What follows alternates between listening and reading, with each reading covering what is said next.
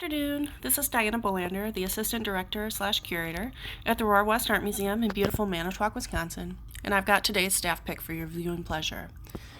Today's pick is inspired by the return of spring. We just celebrated the vernal equinox, which was technically on March 19th, but I always like to celebrate the beginning of spring as March 21st on the calendar. The spring equinox is a really special day when the Earth gets an equal amount of daylight and night because of the angle of the Earth relative to the sun. So here's a little video that'll explain that.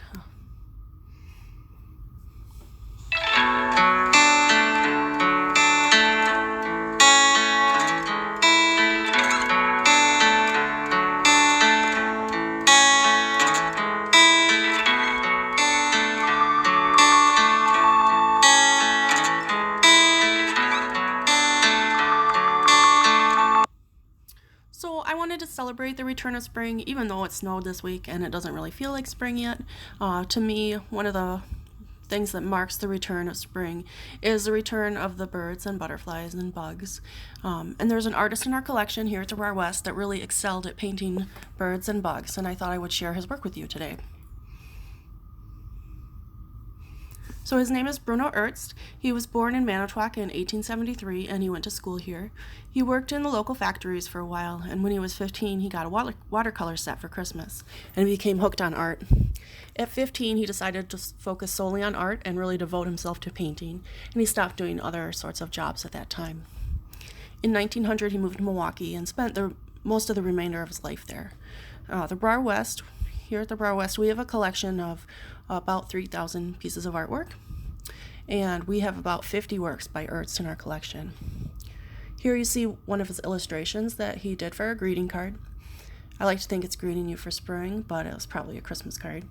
So if you look at this little guy, he's got his baggage, he's got a little hat on, and he is smoking a cigar. And we have a few of these illustrations that he did for cards with humorous drawings of insects in the collection. And this is one of the things that he did for money, of course, but it's not what we know him best for now. This is a better example of what Ertz is known for.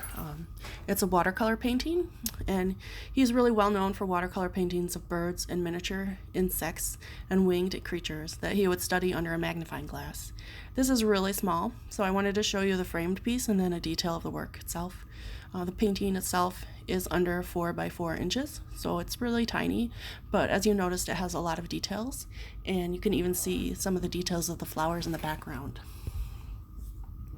Here's an example of a Cedar Waxwing he painted. It's a bit larger than the butterfly we just saw. Note again the attention to detail. Ertz was really interested in birds, and in 1923 he told a Manitowoc newspaper that birds always delighted me. As far back as I can remember, I took pleasure in noting the peculiarities in the different plumage and their habits.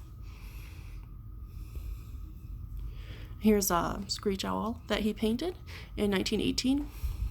Ertz's work was collected by the well-to-do in Milwaukee, such as Charles Ellis, but also nationwide.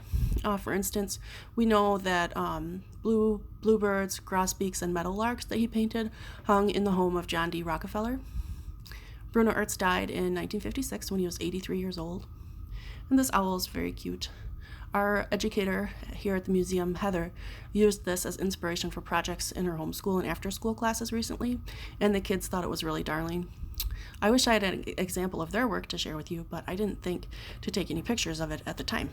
So, if you create any of your own masterpieces of birds and bugs, please feel free to share them in the comments below, and I hope you enjoyed learning a little bit more about Bruno Ertz.